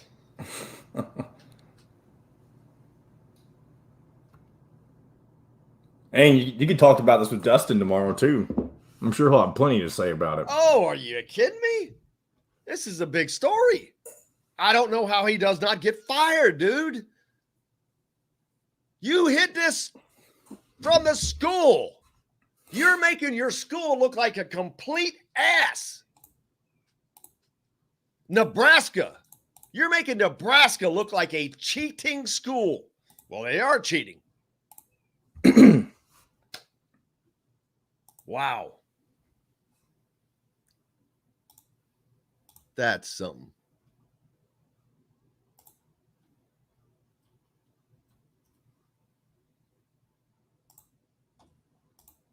That's just unbelievable.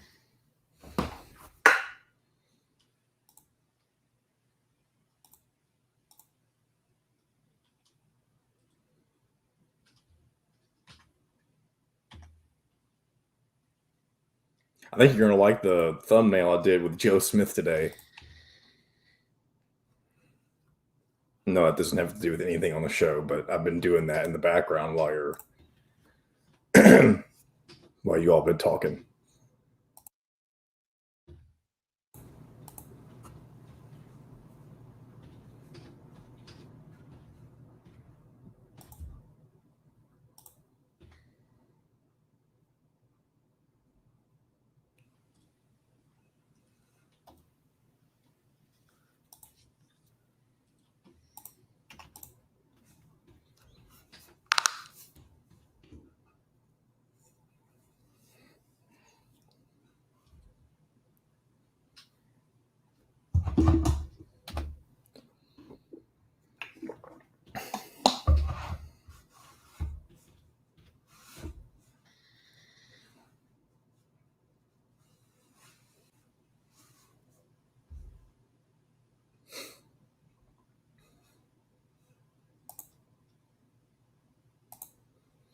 All right, I'm going to bring us back on in.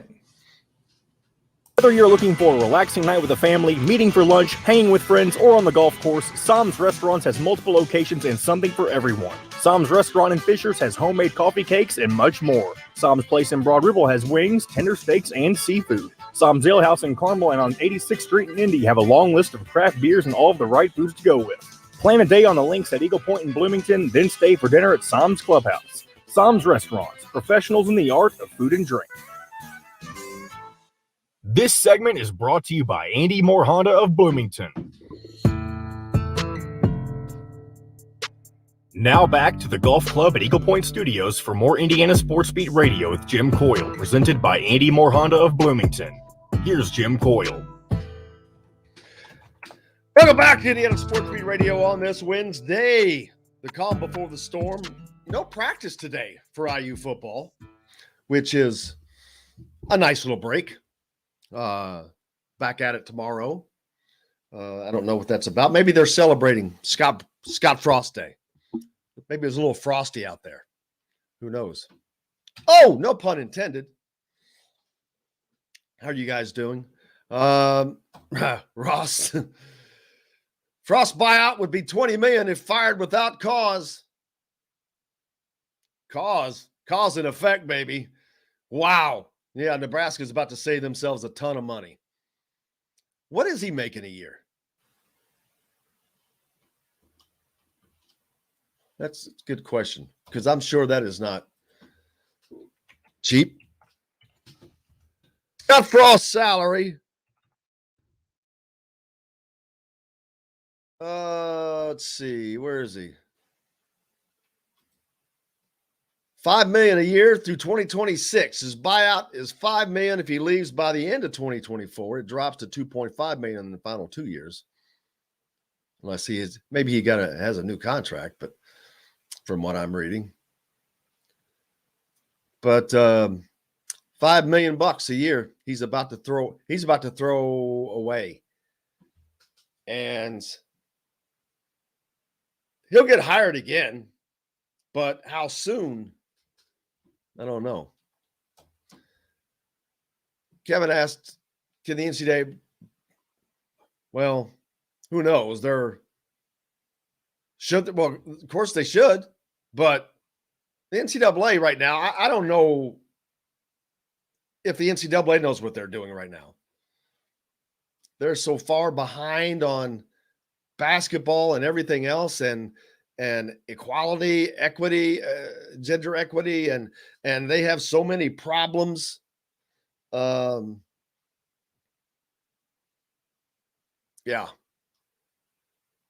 It's nuts. But good question.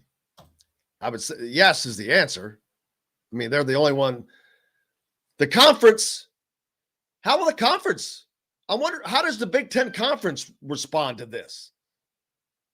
How does Nebraska respond to this? How is he not suspended immediately right now, today? Seriously.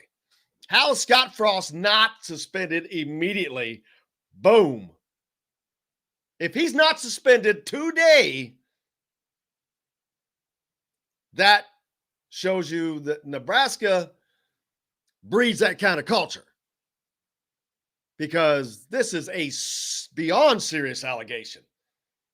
The fact that he lied to them, in essence, much less to the rest of the rules, just turning thumb in his nose to it. So I'm going to be interested to see what Nebraska does. Will the Big Ten do anything? I'm sure Kevin Warren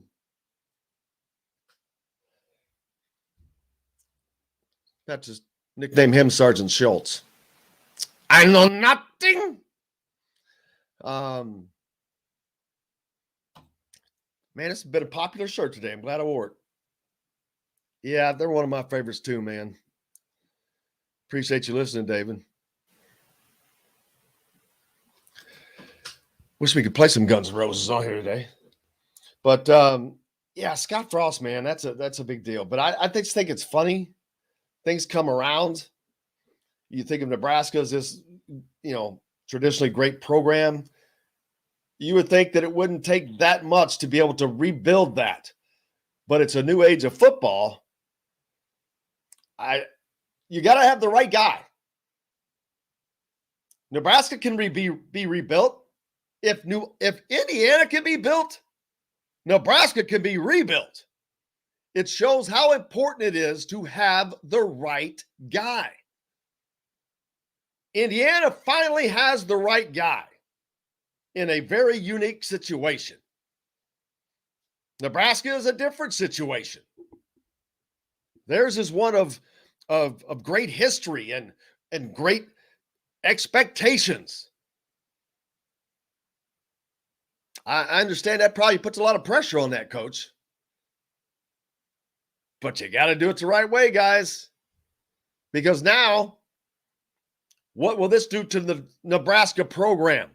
It's going to set it back. And it was already a middling program at best right now. How's that going to affect their season?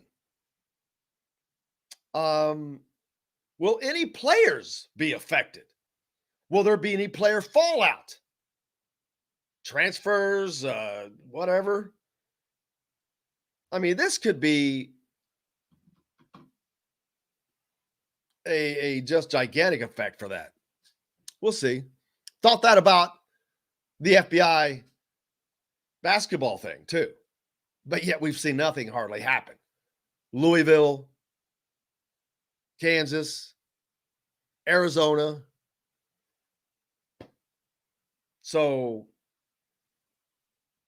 the thing here is it's a little more cut and dry. They've got Nebraska has video of these practices. They know it happened. They know they were lied to.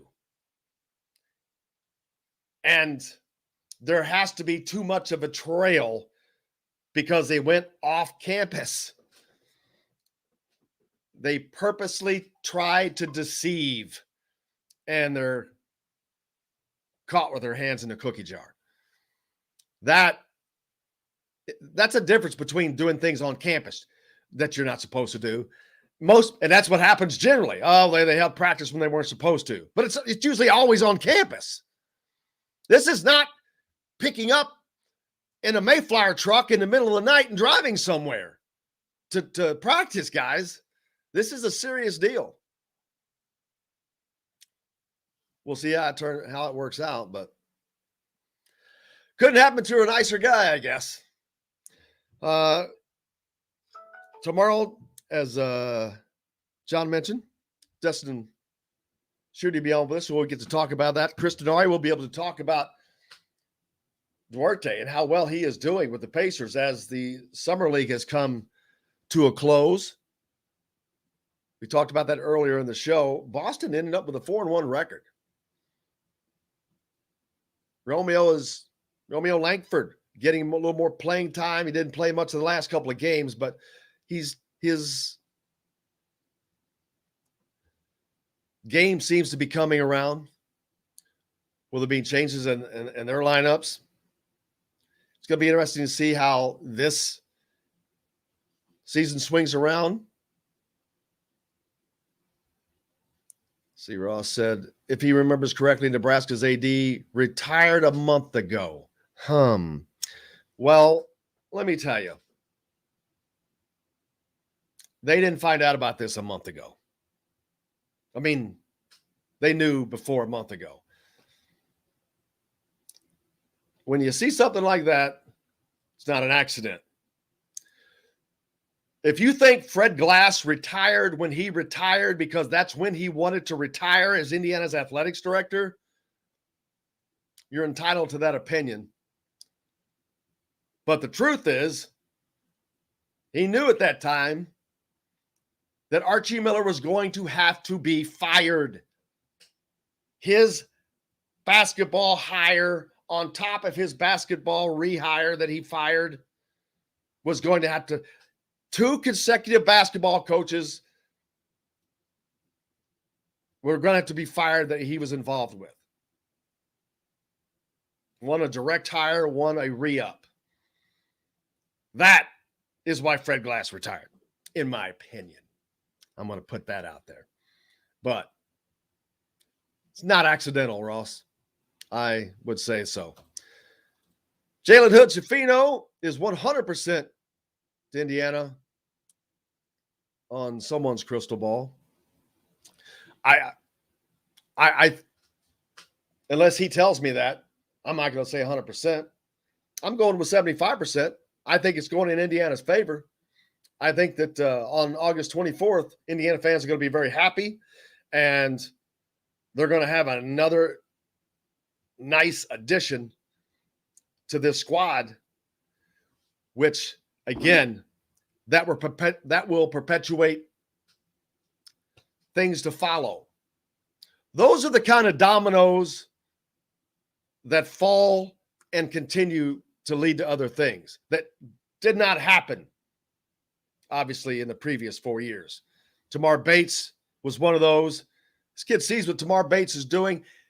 He sees what Tamar Bates is being allowed to do. He sees what Mike Woodson is doing with Tamar Bates.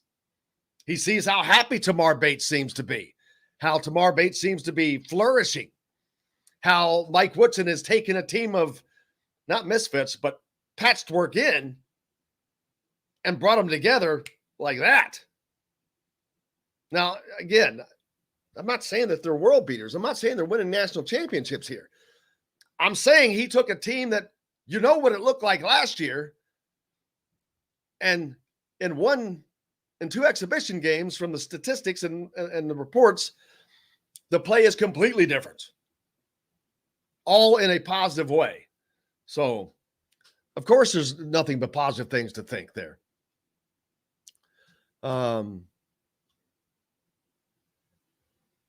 He's trending 5-star. Well, I mean, I know who he is. I'm not sure what you mean by that, David. But yeah, I think he's going to Indiana. I think that's going to be the case. We'll find out. But there's been others that I thought, there's been a couple that I really thought Joe Strickland was going to come here and play football, but he must be a different cat. Went to Purdue. There's been a couple guys. Who was another guy that Kevin Brockway reminded me? DeMarge Lewis transferred to Purdue. I forgot about that. So there's going to be, that's why I'm thinking the rivalry's it's about to rev back up. The rivalry has been there, but it hasn't been rivalry-like, if you know what I mean. I think that's about to rev back up in basketball and football. Basketball had a reason to. They've lost 9 straight. I think that's going to change next season. And I know how good Purdue is going to be. I think Indiana can split with Purdue home and home. I really do. Do they? Don't know. Doesn't mean they're going to. They are quite capable. I think they're going to be quite capable of doing that. It'll be interesting when we get to see them playing some games. I don't know how much we're going to get to learn early on when they're playing lower level teams. But if I look at a team that has been able to come together as much as they have been able to in this short amount of time, they have months and months and months yet to practice together, to play games together, to get better. Well, that's just a recipe for success. Yes, Kevin says Strickland did have Purdue ties through his family. His mom played basketball there or something. But that's okay. Everybody's got to go someplace. It's no biggie. Purdue's a good school. Produces astronauts. It's good, but it's good to have rivalries. You want to have a good, fun rivalry. If your rivalry's not fun, what's the point, man? If it's not competitive, and being competitive in basketball is on Indiana. Like I said, I don't think that's going to be an issue now. It has been. That's not fun. It's not. It's fun for the other side for a while, but after a while, it's not. The Kentucky game has to get back on this schedule. That's an absolute must. The Kentucky basketball game has to happen. It's one of the great games in all of college basketball. It's one of the great environments in all of college basketball. It's two of the greatest fan bases in all of college basketball. For that game not to happen just because of Calipari's ignorance and selfishness is ridiculous. Absolutely ridiculous. You got one moron holding up this whole great festival, basically. Who doesn't like that game? Both sides love it. Ridiculous to hold off on that. David says the basketball highlights were more enjoyable to watch than the Archie Miller team last year. Well, that ain't no joke. There were no highlights from the Archie Miller team last year. Nebraska set up off-campus workouts. Yes, we've been talking about that, Tim. You may be listening to us on delay. But yeah, the basketball highlights were because there was fluidity. There was defense. There was offense. There was shooting. There were a lot of things that were supposed to be there that weren't there last year. So that's why. But hey, man, we've almost ran out of show, John. That's unbelievable. Hey, back tomorrow with Dustin Schutte, Chris Denari, Matt Taylor. We'll see what else we can get scared up. Practice resumes tomorrow for football. All kinds of things going on this week. But so happy to have you guys along with us. Big thanks to Joe Smith, part of the IU broadcasting team, and, of course, a broadcaster here locally. Let's see. Who else did we have on? John? Yeah, Kyle Neddenriep and Bob Kravitz. Two great ones. Looking forward to seeing those guys again. I'll see Bob on Friday. But big thanks to all those guys. Thanks to John. Most importantly, thanks to you guys. Without you, we've got nothing to do. Hope you go out and have yourselves a great day. Do something nice for somebody. And until tomorrow, I'm Jim Coyle. I will see you on the radio.